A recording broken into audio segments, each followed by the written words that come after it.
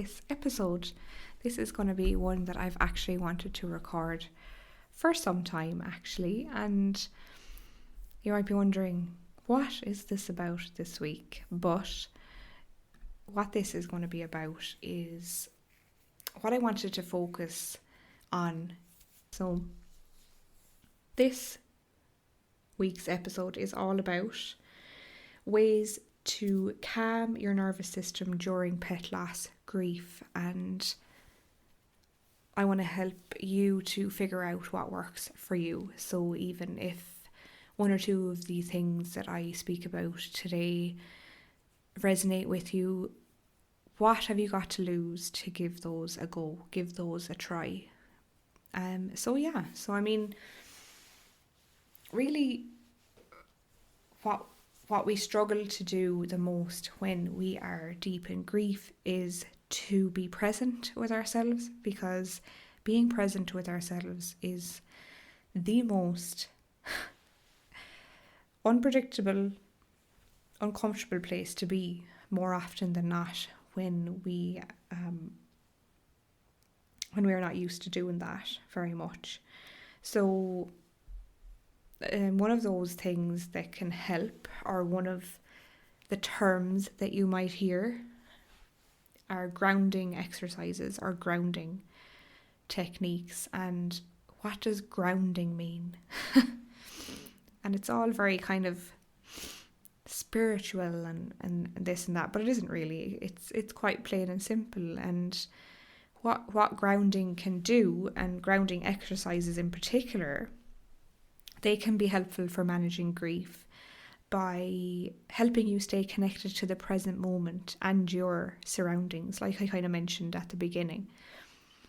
And there are tons of grounding exercises and techniques that you can try, and it's simply the result of a Google search that if you want to have loads and loads of grounding techniques at your fingertips to kind of avail of. So that is something to go and look at. But from my experience, there are some that have really helped me when I was experiencing panic attacks and PTSD and having like those flashbacks of the moments when both of my dogs died. So a couple of those that I want to share with you are a couple of techniques or exercises that I tried to utilise as much as I could when I was in a position comfortable enough to do that. So one of them is called the 5, 4, 3, 2, 1 technique. Sounds a bit like, what is this? But basically 5 stands for identify 5 things you can see around you. 4 stands for notice 4 things you can touch. 3 stands for acknowledge 3 things you can hear. 2 stands for recognize 2 things you can smell. And 1, name 1 thing you can taste. So the 5, 4, 3, 2, 1 technique is really incredible to, especially for those of you that experience panic attacks and that really severe onset of panic and anxiety attacks and things like that. And this technique sounds so simple in essence, but when we're in the midst of it or about to experience one of those kinds of attacks, then even doing one of those that are on the 5, 4, 3, 2, 1 technique list can help to bring us back to our surroundings, to our reality. Because I don't know about you, but often when I experienced a lot of panic attacks, I felt like it was an out of body like experience. Like my reality, I was not in the present moment. I wasn't in this space, like that reality space anymore. I felt like I was somewhere else, deep in my trauma space, somewhere in that wound, if you will. And if I had, or if somebody beside me even, or even myself, if somebody had said, Louise, notice 4 things around you you can touch, and like even touch them, like whether you're in a car, the window, the handbrake, I don't know if you were parked, of course. And like 3 things that you can hear, maybe the birds outside, the ticking of the clock, these are just examples. What that does, it tells our brain, kind of transports us back to that present moment again, back to your current surroundings, to help to regulate and bring down and calm down that nervous system when you're experiencing that attack, that panic attack, or that anxiety attack. So that can be really helpful. Another one is, I know everybody's going to say, deep breathing exercises. But you see, it's like just saying, do some deep breathing is kind of a bit of a cop-out, because like a lot of times I'm like, be more specific. Like, what do I have to do? And I know I mentioned this before in a previous episode, I think, and it was the box breathing. So in particular, that's my go-to, the box breathing. So but in essence, take deep breaths, inhaling through your nose and exhaling through your mouth. Focus on the sensation of your breath filling your lungs and air leaving your body. So it's like focusing on those sensations. So in through the nose and exhaling through the mouth. Another one is a body scan. Now, some of you may have heard of this before. And it's really like sitting quietly somewhere with yourself, or lying on the bed alone, preferably in a quiet environment, and kind of close your eyes and start from your toes and work your way up. So you're just focusing on your toes, like focusing on each part of your body. Start at your toes and work up, paying attention to each part of your body, like your calves, your knees, your thighs, your hips, and notice any tension and discomfort or sensations that you may be feeling without any judgment. A lot of the time when I do this, or when I have done this, is I experience, I'm like, when I really bring focus, say, to my back or my upper shoulders, my neck, I actually realise how much I'm holding those muscles in, how tight those muscles are. And it actually helps me to really feel that sensation and relax those muscles a little bit. So a body scan. And I sometimes like doing a body scan with like some essential oils in a diffuser or a candle with whatever fragrance you like nearby can really help. So that's another thing. A grounding object, and this can be in so many different forms. For example, hold on to a small object like a stone or a keychain or a piece of jewellery. Focus on its texture, its weight, the temperature of it. Like, use it as an anchor to the present moment. So for me, my grounding object has always been a crystal.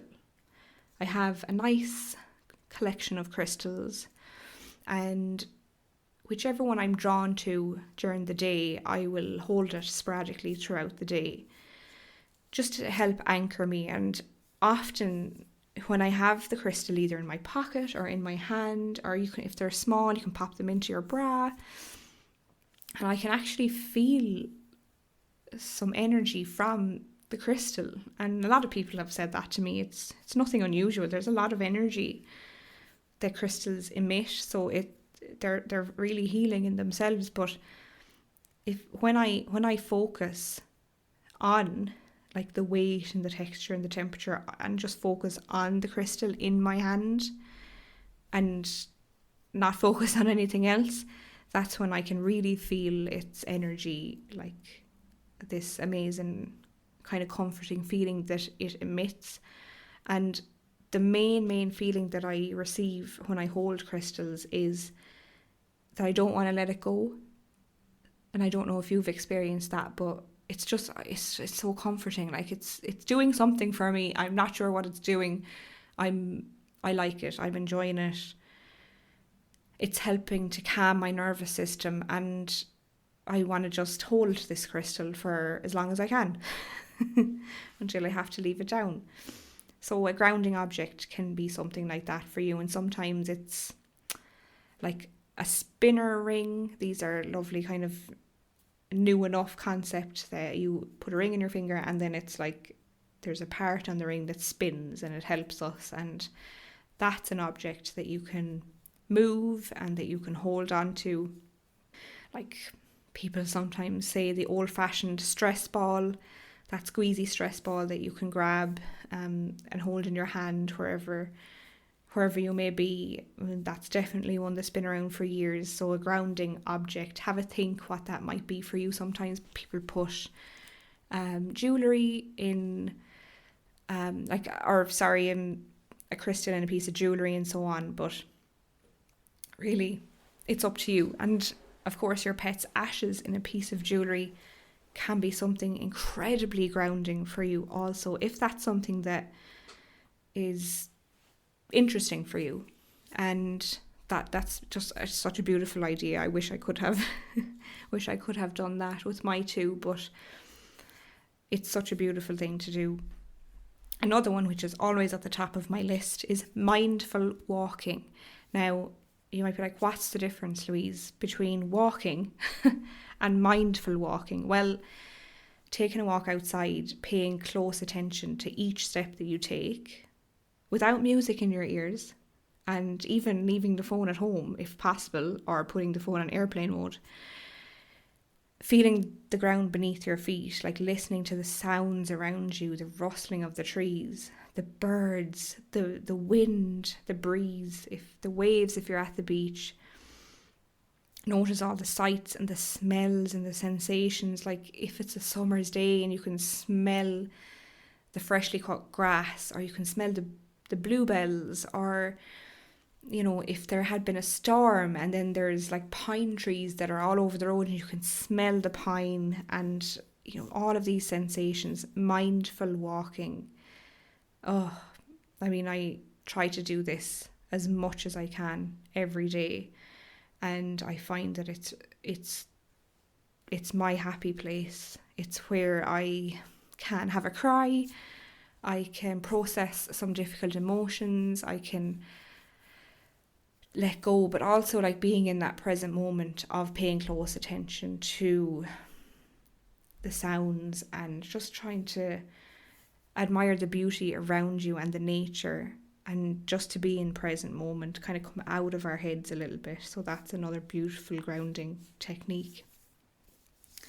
I mean, visual imagery is something that's been around for so long. Closing your eyes and visualizing a calm place, like a peaceful beach or your favorite forest, like imagining your place or yourself in that place, focusing on the details and all of the sensations to help you feel more grounded. And they often kind of nowadays talk about like forest bathing, and I think that that's definitely part of like a grounding technique. You can Google that one. I'm not even going to explain it to you now, but moving on. Of course, another one is affirmations. And really, a lot of people can be like, oh, I can take it or leave it. Affirmations, I don't know about them or whatever. And I totally get it. I totally get it. There was a big push on affirmations for many, many years, saying like, we must do this in the mirror every morning. And I don't have the time for that, but there are certain times where I will silently repeat in my head an affirmation. And one of the most recent times that I can remember that I did this was when I was doing a charity cycle with my friends, and it was a 40-kilometre cycle, and I was really struggling because it was my first one back this year, and was approaching a very steep incline on the bike, and I was like, oh my God, how am I going to do this? And often my affirmation is, You can do this. You have done this before. You can do this. You've done it before. You can do this. You've done it before. And that's my affirmation, the most recent one I've used. But I've mentioned on other podcasts before an affirmation that I would use when I would be triggered and my grief would be triggered. And it in particular, like if I saw another dog, say, that looked like Ozzy, so I think I used that example before, and my affirmation was, that dog is not Ozzy. You are safe. You're here. It's just to bring me back to that present moment, because with PTSD, it transports you back to that very day, the traumatic events. So, I mean, it's just repeating whatever that looks like for you. It could be different. Repeating, I just like to call it like a mini mantra, like my special mantra that only I know about, and that I can utilize in situations that can help me. Kind of, instead of regimented looking in the mirror every morning and repeating affirmations to myself, like that wouldn't work for me, but of course it may work for others. So it's see where you fit with regards to mantras and affirmations and so on. There's another one, and it's called sensory grounding.